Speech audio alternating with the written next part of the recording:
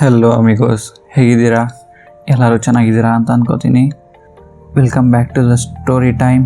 ಈ ವೀಕ್ನ ಸ್ಟೋರಿ ಬಂದು ಟಿ ವಿ ಎಸ್ ಬಗ್ಗೆ. So let's begin the show. T V S ಅಂದರೆ ಏನು? ಟಿ ವಿ ಎಸ್ ಕಂಪನಿನ ಸ್ಟಾರ್ಟ್ ಮಾಡಿದ್ದು ಯಾರು? ಟಿ ವಿ ಎಸ್ ಭಾರತದ ಮೂರನೇ ಅತಿ ದೊಡ್ಡ two wheeler company.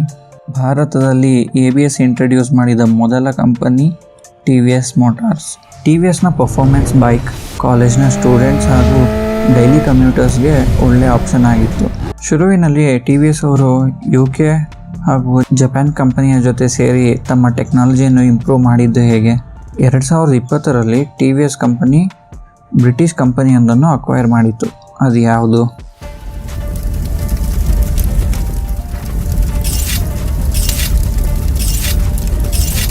T V S ಅಂದ ತಕ್ಷಣ ಯಾವುದೋ ಫಾರಿನ್ ಬ್ರ್ಯಾಂಡ್ ಕಂಪನಿ ಅನಿಸುತ್ತೆ, ಆದರೆ ಇದು ದಕ್ಷಿಣ ಭಾರತದ ಕಂಪನಿ. ಹೌದು, ಇದು ತಮಿಳುನಾಡಿನಲ್ಲಿ ಸ್ಟಾರ್ಟ್ ಆದ company. T V S company ದಕ್ಷಿಣ ಭಾರತದ ಒಬ್ಬ ಬಡ ಕುಟುಂಬಕ್ಕೆ ಜನ್ಮಿಸಿದ ಒಬ್ಬ ವ್ಯಕ್ತಿಯ ಅವರೇ ತಿರುಕ್ಕುರಂಗುಡಿ ವೆಂಗರಂ ಸುಂದರಂ. ಸೊ ಈಗ history of T V S.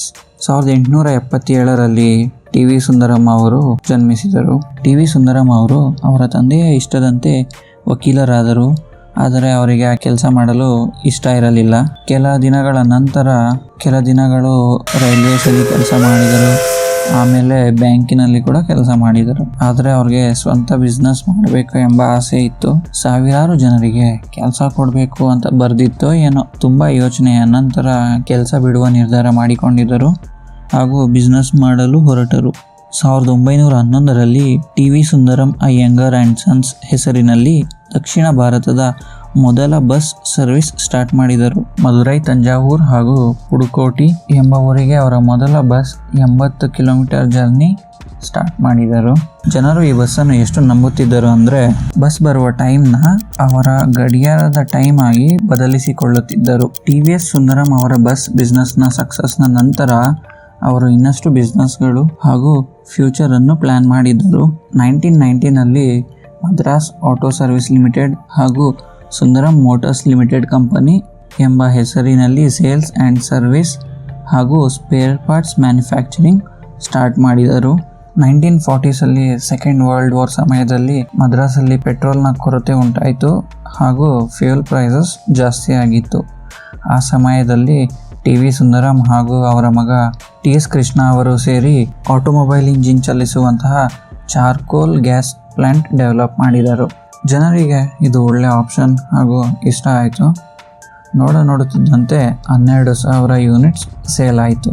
1950s ಸಮಯದಲ್ಲಿ ಈ ಕಂಪನಿಗಳ ಸಕ್ಸಸ್ ಹಾಗೂ ಕೆಲವು ವರ್ಷಗಳ ನಂತರ ಜನರಲ್ ಮೋಟರ್ಸ್ನ ಡೀಲರ್ಶಿಪ್ ಸಿಕ್ಕಿತು.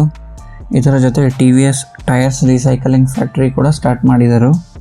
ಈ ಫ್ಯಾಕ್ಟ್ರಿಯಲ್ಲಿ ಫೋರ್ಡ್ ಹಾಗೂ ಶಾವರ್ಲೆ ಅವರಿಗೆ ಬೆಲ್ಟ್ ಮ್ಯಾನುಫ್ಯಾಕ್ಚರಿಂಗ್ ಮಾಡುತ್ತಿದ್ದರು. ಇದೇ ರೀತಿ ಆಟೋಮೊಬೈಲ್ ಇಂಡಸ್ಟ್ರಿಯಲ್ಲಿ ಒಂದೊಂದೇ ಹೆಜ್ಜೆ ಇಡುತ್ತಿದ್ದರು.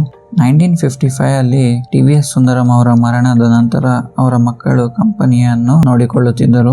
ನಂತರ ಟಿ ವಿ ಎಸ್ ಕಂಪನಿಯು 50ಕ್ಕೂ ಅಧಿಕ ಕಂಪನಿಗಳನ್ನು ಸ್ಟಾರ್ಟ್ ಮಾಡಿತು. ಟಿ ವಿ ಎಸ್ನ ರೆವೆನ್ಯೂ $8.5 ಬಿಲಿಯನ್ ಹಾಗೂ 60,000 ಎಂಪ್ಲಾಯೀಸ್ ಇದ್ದಾರೆ. ಸೊ ಇದಾಗಿತ್ತು ಟಿ ವಿ ಎಸ್ನ ಹಿಸ್ಟರಿ. ಈಗ ಟಿ ವಿ ಎಸ್ ಮೋಟಾರ್ಸ್ನ ಸ್ಟೋರಿ ನೋಡೋಣ.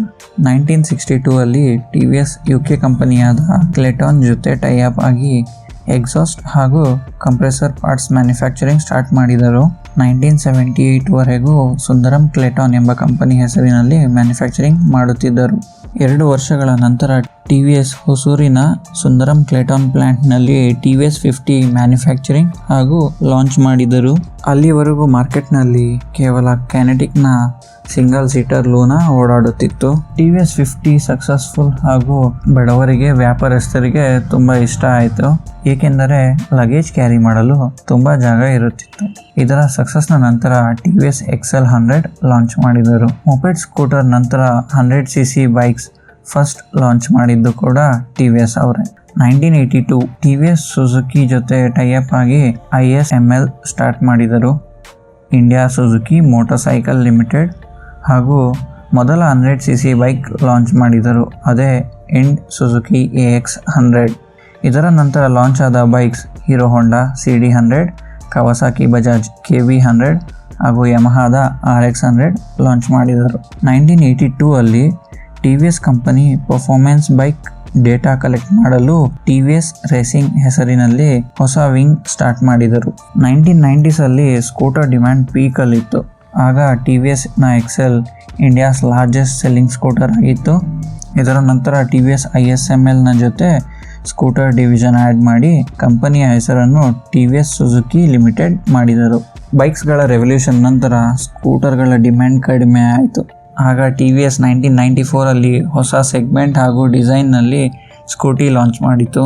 1998 ಅಲ್ಲಿ ಭಾರತದ ಮೊದಲ ಕ್ಯಾಟಲಿಟಿಕ್ ಕನ್ವರ್ಟರ್ ಬೈಕ್ ಆದ TVS Shogun, 5 speed motorcycle TVS Suzuki Shaolin, Supra ಹಾಗೂ ಸಮುರೈ ಬೈಕ್ಸ್ ಅನ್ನು ಲಾಂಚ್ ಮಾಡಿದರು. 2000 ಅಲ್ಲಿ TVS ಸುಜುಕಿ ಫಿಯರೋ ಲಾಂಚ್ ಮಾಡಿದರು. TVS ಶೋಗನ್ ಹಾಗೂ ಶಾವ್ಲಿನ್ಗೆ ಒಳ್ಳೆ ರೆಸ್ಪಾನ್ಸ್ ಸಿಕ್ಕಿತು. ಆದರೆ 1999ರಲ್ಲಿ ಲಾಂಚ್ ಆದ ಹೋಂಡಾ CBZ ಹಾಗೂ 2001ರಲ್ಲಿ ಲಾಂಚ್ ಆದ Bajaj Pulsar 150 performance bikes launch ಮಾಡಿದರು. ಆಗ TVS ನ ಬೈಕ್ಸ್ ಸೇಲ್ಸ್ ಡ್ರಾಪ್ ಆಯಿತು. 2001ನಲ್ಲಿ TVS ಸುಜುಕಿ ಜೊತೆ ಸಪರೇಟ್ ಆಗಿ ISML ಕಂಪನಿಯನ್ನು TVS ಮೋಟಾರ್ಸ್ ಲಿಮಿಟೆಡ್ ಮಾಡಿದರು. 2001ರಲ್ಲಿ ಸ್ವಂತ ಡಿಸೈನ್ ಹಾಗೂ ಬೈಕ್ಸ್ ಮ್ಯಾನುಫ್ಯಾಕ್ಚರಿಂಗ್ ಮಾಡಲು ಸ್ಟಾರ್ಟ್ ಮಾಡಿದರು. ಆಗ ಫಸ್ಟ್ ಲಾಂಚ್ ಮಾಡಿದ ಬೈಕ್ TVS ನ ವಿಕ್ಟರ್. ಆದರೆ TVSಗೆ ಬೇಕಿದ್ದು ಪರ್ಫಾರ್ಮೆನ್ಸ್ ಹಾಗೂ ಪವರ್ಫುಲ್ ಬೈಕ್. ಆಗ TVS ರೇಸಿಂಗ್ ನ ರಿಸರ್ಚ್ ಅಂಡ್ ಡೆವಲಪ್ಮೆಂಟ್ ಇಂದ ಒಂದು ಹೊಸ ಬೈಕ್ ನ ಡೆವಲಪ್ಮೆಂಟ್ ಸ್ಟಾರ್ಟ್ ಮಾಡಿದರು. ಅದೇ 2006ರಲ್ಲಿ ಲಾಂಚ್ ಆದ ಅಪಾಚಿ 150 RTR ಅಂದ್ರೆ racing throttle response, disc brakes, ABS, fuel injection, unique looks ಹಾಗೂ ಪರ್ಫಾರ್ಮೆನ್ಸ್ ಇಂದ ಒಳ್ಳೆ ರೆಸ್ಪಾನ್ಸ್ ಸಿಕ್ಕಿತು. ಇದರ ನಂತರ ಅಪಾಚಿ RTR 160, 180 ಹಾಗೂ 200 ಲಾಂಚ್ ಮಾಡಿದರು. 2013ನಲ್ಲಿ TVS BMW ಜೊತೆ ಟೈಅಪ್ ಆಗಿ under 500cc segment bikes manufacturing ಮಾಡಲು ಡೀಲ್ ಸೈನ್ ಮಾಡಿದರು. 2013ನಲ್ಲಿ TVS ಜುಪಿಟರ್ ಸ್ಕೂಟರ್ ಕೂಡ ಲಾಂಚ್ ಮಾಡಿದರು. 2017ನಲ್ಲಿ TVS ನ ಹೈಯರ್ CC ಸೆಗ್ಮೆಂಟ್ ಲಾಂಚ್ ಮಾಡಿತು.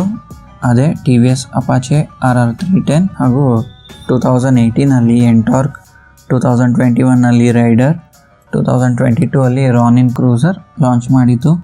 TVS ಹಾಗೂ BMW ನ ಪಾರ್ಟ್ನರ್ಶಿಪ್ ಅಲ್ಲಿ ಲಾಂಚ್ ಆದ ಬೈಕ್ 2022 ಅಲ್ಲಿ ಲಾಂಚ್ ಆದ BMW 310 RR.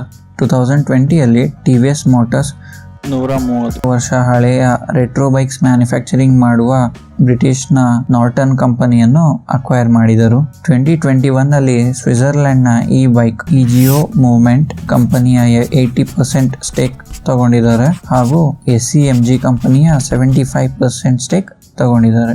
TVS ನ iQube electric bike Ola electric ಸ್ಕೂಟರ್ನ ನಂತರ ಭಾರತದ 2ನೇ ಹೈಯೆಸ್ಟ್ ಸೆಲ್ಲಿಂಗ್ ಸ್ಕೂಟರ್. 2023ರಲ್ಲಿ TVS X ಎಂಬ ಎಲೆಕ್ಟ್ರಿಕ್ ಸ್ಕೂಟರ್ ಹಾಗೂ ಅಪಾಚಿನ ಹೈಯರ್ CC ನೇಕೆಡ್ ಬೈಕ್ ಆದ ಅಪಾಚೆ RTR 310 ಅನ್ನು ಲಾಂಚ್ ಮಾಡಿದರು. TVS 60ಕ್ಕೂ ಅಧಿಕ ದೇಶಗಳಿಗೆ ಎಕ್ಸ್ಪೋರ್ಟ್ ಮಾಡುತ್ತೆ. TVS ಭಾರತದ 3ನೇ ಅತಿ ದೊಡ್ಡ 2 ವೀಲರ್ ಕಂಪನಿ. ಹಾಗಾದರೆ ಫಸ್ಟ್ ಯಾವುದು? ಕಮೆಂಟ್ ಸೆಕ್ಷನಲ್ಲಿ ತಿಳಿಸಿ. ಸೊ ಇದಾಗಿತ್ತು TVS ಮೋಟರ್ಸ್ನ ಹಿಸ್ಟರಿ. ಈ ವಿಡಿಯೋ ನಿಮಗೆಲ್ಲ ಇನ್ಫಾರ್ಮೇಟಿವ್ ಹಾಗೂ ಇಷ್ಟ ಆಯಿತು ಅಂತ ಅನ್ಕೋತೀನಿ. ಇನ್ ಕೇಸ್ ಇಷ್ಟ ಆಗಿದ್ರೆ you know the drill, do like, share and subscribe. ಮತ್ತೆ ಇನ್ನೊಂದು ವಿಡಿಯೋ ಅಲ್ಲಿ ಸಿಗ್ತೀನಿ. ಅಲ್ಲಿವರೆಗೂ ಸೈನಿಂಗ್ ಆಫ್ ಪುನೀತ್. ಬಾಯ್ ಬಾಯ್.